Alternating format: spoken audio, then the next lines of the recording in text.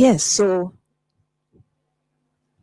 a couple days ago, little over a week, I believe, the judiciary had a conversation and members of the media were invited, and we heard at that conversation from the Chief Justice, who is presiding in the murder trial of former Member of Parliament Joylan Silvera,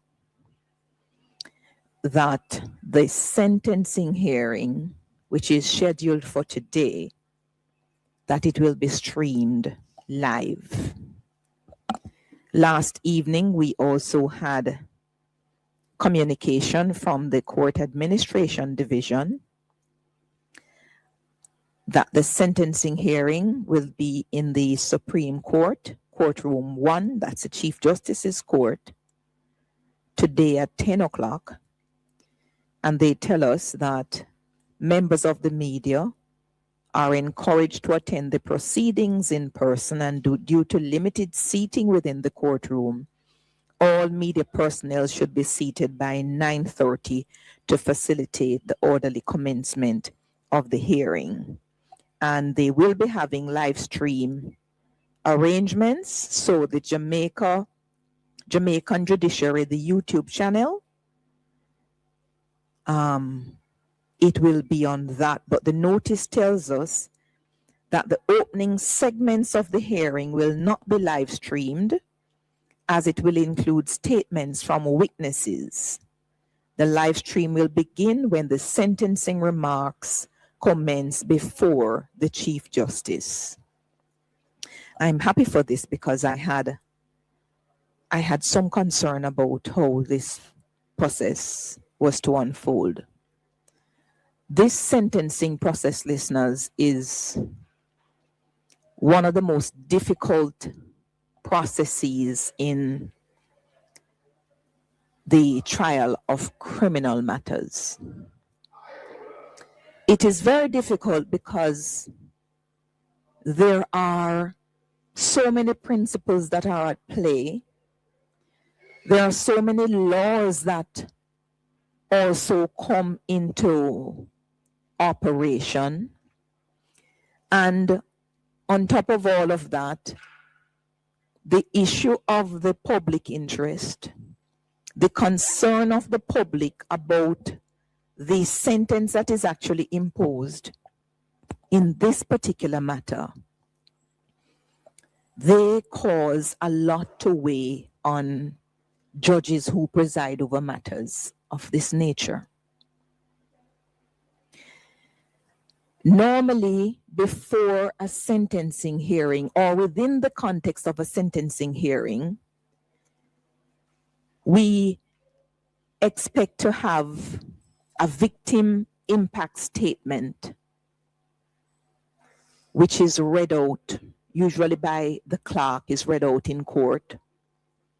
It is noted on the record. It is not meant to influence the judge's views in what on the actual sentence to be imposed. And if that is included in the victim impact statement, then judges are at liberty to completely disregard whatever recommendations are made. But a social inquiry report which has been collected, an antecedent report, those are matters that also they go and they make entry into the record of the proceedings in the court. And you would also have submissions from the counsel for the defendant. And in recent times, we also have submissions from the Office of the Director of Public Prosecutions. In a number of other sentencing hearings, this process where the victim impact statement, social inquiry report, antecedent report, and so forth, and the submissions of prosecution and defense counsel, where those come in, it would normally be a two-stage process or a two-day process, 2 separate days. So the learned judge would go away, consider what has been represented to him or her by both sides, and then come back and disclose to members of the public in a live stream, as is happening now, the sentence to be imposed based on the principles and all of the factors that are to be considered. But we have not had that victim impact, social inquiry, antecedent report submission from defense counsel, submission from prosecution in this matter just yet. So I wondered about that. But it seems to me from the press release, which was sent by Court Administration Division, that some of these things will take place inside the courtroom before the live stream commences. When the live stream does commence, and we're hearing from the trial judge, the learned sentencing judge now, on the matters to be considered, this is a case, as I mentioned, that has had such great public interest.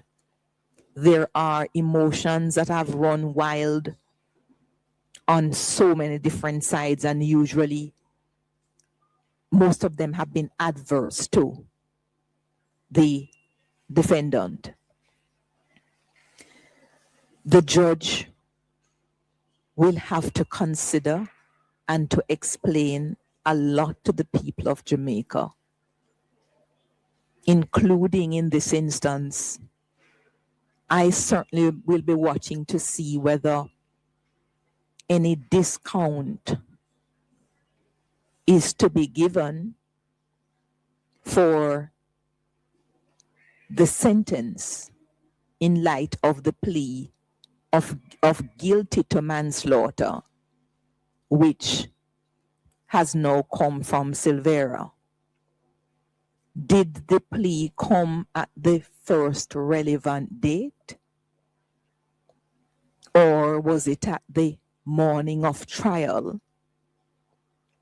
Was there compelling evidence pointing to the guilt of the accused man, such that it was almost impossible for a guilty verdict of some sort to come? Would a discount, any at all, or some discount, be of such a nature to shock the public conscience? All of those things the learned judge will have to demonstrate to the people of Jamaica how he comes out on the point of the discount.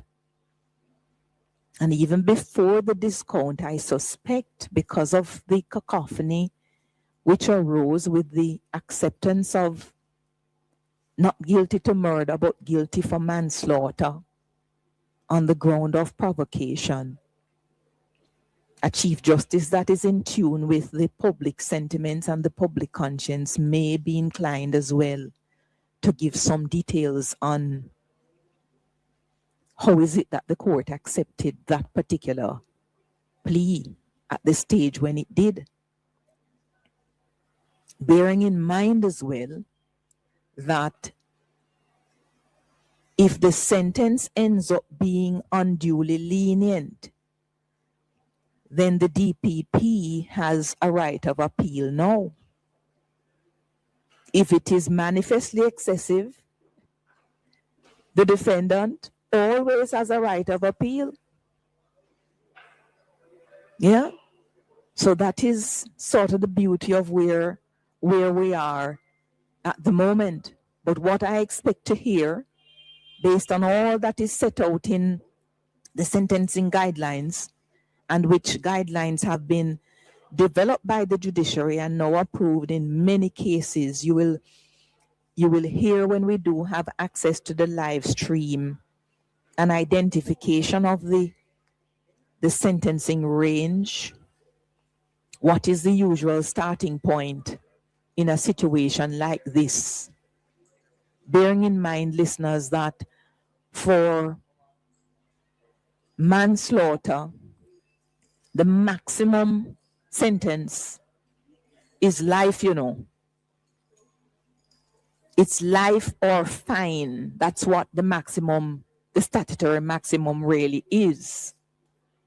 The normal range is something completely different. The normal range could run between 3 and 10 based on the sentencing guidelines, and those usually come in for diminished responsibility. For diminished responsibility, it's 5 years. Yeah, that's the usual starting point, that is for diminished responsibility, is 5 years. But the normal range for manslaughter is between 3 and 10 years, especially when diminished responsibility is a feature in the case. But the normal range doesn't mean that the case will end up being in the normal range, because the circumstances may be such that the case has to go outside the normal range. And this is why the learned judge, as I'm sure he's aware, will have to make us understand how he navigates all of those principles that are now set down and very well known in criminal law. So as I said, he'll identify the range, identify the appropriate starting point within the range.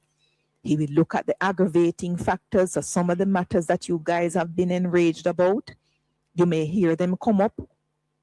When they consider aggravating factors, sometimes what judges do is that they'd add 2 years to whatever they start with for each aggravating factor. And when they identify mitigating factor, they may take off a year for each. And they also will consider, where appropriate, if there's any reduction in guilty plea. And again, the reduction in guilty plea is depending on a lot of things, including, did the plea come at the first relevant date, or whether the reduction is going to shock public conscience. So your thoughts are not discarded. And then time spent in custody, that time will also have to be reduced. So when somebody is being sentenced, you're sentenced based on the offense, but you're also being sentenced based on the offender. And that is why the social inquiry report becomes so important, because you're not only treating the crime in front of you, but you're also ensuring that the punishment is appropriate for the particular offender who is before the court. We will certainly be going over there as soon as we can, watching this matter on your behalf with you, and just seeing how the Chief Justice takes us into his mind, as he must in a case of such great public interest in Jamaica, and I'm sure in other parts of the Caribbean. Those are my thoughts for the moment.